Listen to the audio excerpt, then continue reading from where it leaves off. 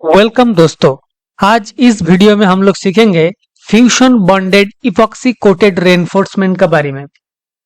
हम लोग fusion bonded epoxy coating reinforcement जो यूज करते हैं वो किस लिए करते हैं, उसका रिक्वायरमेंट क्या है एज पर codal provision means IS 1 IS 456 and IRC 112 का हिसाब से epoxy fusion bonded epoxy coating का जरूरत क्यों है, हम लोग क्यों fusion bonded epoxy coating bar use करते हैं एंड कौन सा कंडीशन में हमको यूज करना चाहिए and fusion bonded epoxy coating कैसे लगता है, application of fusion bonded epoxy coating reinforcement bar. And जब fusion bonded epoxy coating reinforcement हम लोग यूज करते हैं तो उसके लिए साइड में क्या क्या टेस्ट होना चाहिए एंड उसका फ्रीक्वेंसी ऑफ टेस्ट क्या होना चाहिए, मींस कितना बार के लिए, कितना टर्न के लिए हमको कितना number of bar use test करना है, ये भी हम लोग देखेंगे as per the codal provision का हिसाब से IS 456 एंड IRC 112 का हिसाब से। एंड देखेंगे जब हम fusion bonded epoxy coating reinforcement bar use कर रहे हैं तो उसका लैप लेंथ कितना होगा।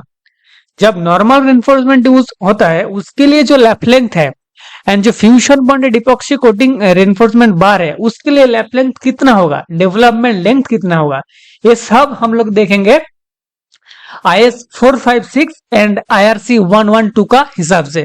तो चलिए let's go one by one. देखिए requirement of fusion bonded reinforcement as per clause 8.2 of IS 456, requirement of durability. The life of the structure can be lengthened by providing extra cover to steel, by chamfering the corners or by using the circular cross sections or by using surface coating which prevent or reduce the ingress of water, carbon dioxide or aggressive chemical. Means हम fusion bonded epoxy coating reinforcement bar use करते हैं only for the durability point of view. हम लोग कोई भी structure को durable बनाने के लिए, कोई सीवियर और वेरी सीवियर एक्सपोजर कंडीशन के लिए हम लोग यूज करते हैं fusion bonded epoxy coated reinforcement bar to increase the durability of the structure. Next application of fusion bonded coating of reinforcement. हम लोग जब रेनफोर्समेंट के ऊपर fusion bonded epoxy coating apply करते हैं तो उसके लिए क्या प्रोसीड्योर है वो भी देखते हैं एज पर IS 456 का हिसाब से। The coating shall be applied as an electrostatically charged dry powder sprayed onto the grounded steel bar using an electrostatic spray gun. The powder may be applied to either a hot or cold bar. The coated bar shall be given a thermal treatment specified by the manufacturer of the epoxy resin, which will provide a fully cured finish coating. Temperature shall be controlled as recommended by the manufacturer of the coating to ensure a workmanlike job without blistering or other defects. तो हम लोग by electrostatically static charge powder, तो हम लोग क्या करेंगे ना, the इलेक्ट्रोस्टैटिकली charge dry powder एक इलेक्ट्रोस्टैटिक स्प्रे गन का हिसाब से हम लोग स्प्रे करेंगे कोल्ड और हॉट थर्मल रेनफोर्समेंट बार का ऊपर। उसका नेक्स्ट प्रोसीड्योर होगा हम लोग का जो thermal treatment specified by the manufacturer.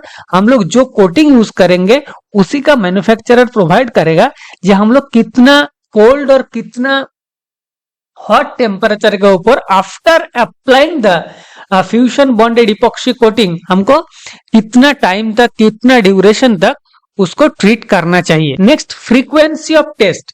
जब हम लोग साइड में epoxy coated fusion bonded epoxy coated reinforcement use करेंगे तो उसके लिए हमको क्या क्या टेस्ट है एंड उसका फ्रीक्वेंसी ऑफ टेस्ट क्या है ये भी IS 456 मेंशन कर दिया गया।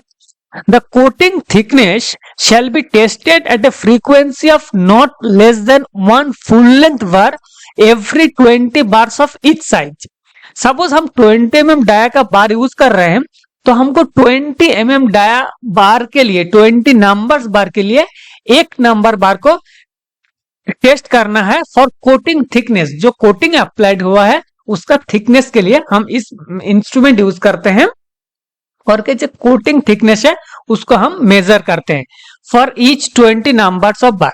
सपोज मेरा 16 mm डाया का बार 20 नंबर्स है, तो 20 नंबर 16 mm डाया के लिए हमको 1 नंबर बार चाहिए फॉर कोटिंग थिकनेस टेस्ट करने के लिए। दूसरा है 9.2, continuity of coating shall be determined by testing one full length bar in every 20 bars of each size, जो हम पहले एक्सप्लेन कर चुके हैं। 9.3, coating thickness over the whole of the coated bar section shall be determined by sectioning and examining one bar in every 20 turns for each size। देखिए, coating thickness over the whole of the coated bar section shall be determined by sectioning and examining one bar in every 20 turns for each size। तो हमको coating thickness के लिए ये भी point दिया गया, जो हमको 20 टन के लिए हमको एक बार फुल लेंथ टेस्ट करना है फॉर कोटिंग थिकनेस।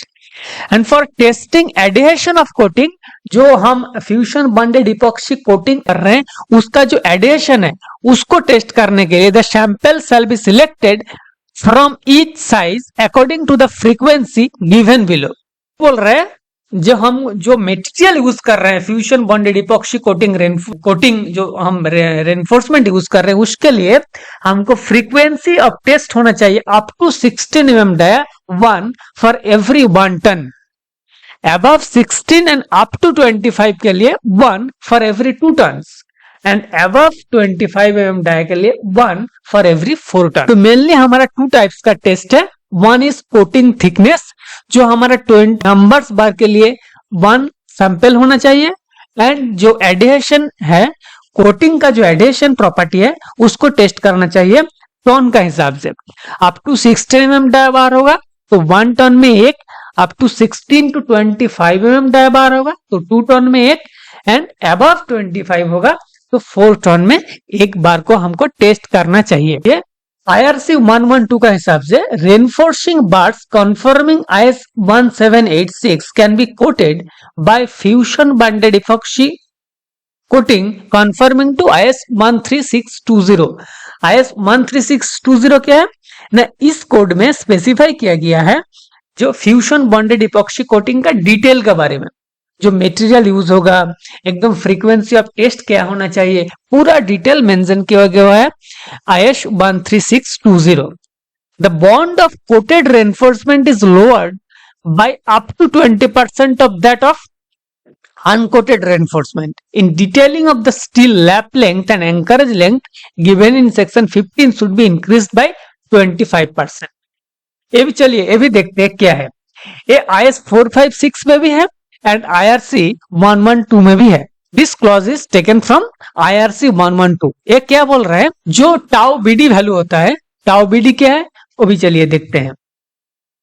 हम लोग जानते हैं जे LD development length is equal to 5 into sigma S की stress in bar at the section considered at design load divided by 4 into tau BD. मतलब अभी कंसंट्रेट करेंगे टाउ बीडी का ऊपर। टाउ बीडी क्या है, tau BD is equal to design bond stress. Design bond stress देखिए, grade of concrete and design bond stress M20 1.2, M25 1.4, M40 and above 1.9। Design bond stress in limited method for plain bars in tension shall be as below. ये जो values है tau BD का values है, ये plane bars के लिए है and tension के लिए है। And for deformed bars conforming to IS 1786, these values shall be increased by 60%। तो जब हम HYSD बार यूज करेंगे तो इसके ऊपर हमको 1.2 for M20 grade and HYSD बार के लिए एंड टेंशन के लिए 1.2 into 1.6 करना है, 60% इंक्रीज करना है। जब HYSD बार का ऊपर fusion bonded epoxy coating apply होगा तो जो 1.2 into 1.6 करेंगे 60% इंक्रीज कर दिया for HYSD bar instead of plain bars. उसके बाद जब फ्यूजन बॉन्डेड इपॉक्सी कटिंग होगा तो इसका कितना परसेंट डिक्रीज करना चाहिए, 20% of the uncoated reinforcement, 20% lower होगा, हमको 20% माइनस करना पड़ेगा, करके हमारा आएगा टाउ बीडी का वैल्यू। नेक्स्ट देखते हैं कोटेड स्टील, ये भी IRC 112 का हिसाब से ये भी सेम बोल रहा था, factor of 0.7 for reduction of the above modify lap length to account for hooks and bend shall remain unchanged. चले एक पॉइंट, फर्स्ट पॉइंट हो गया, मेरा जो टाउ बीडी वैल्यू है वो 20% लेस होगा, एंड जो लैप लेंथ होगा for fusion bonded epoxy coated high strength reform steel and prestressing tendons, bond values given in the previous section shall be reduced by 20% and anchorage length and lap length increased by 25%। तो हमारा tau BD का value 20% less होगा and जो lap length होगा वो 25% increase होगा। क्यों increase होगा? बिकॉज टाउ बीडी का वैल्यू हमारा लेस हो गया।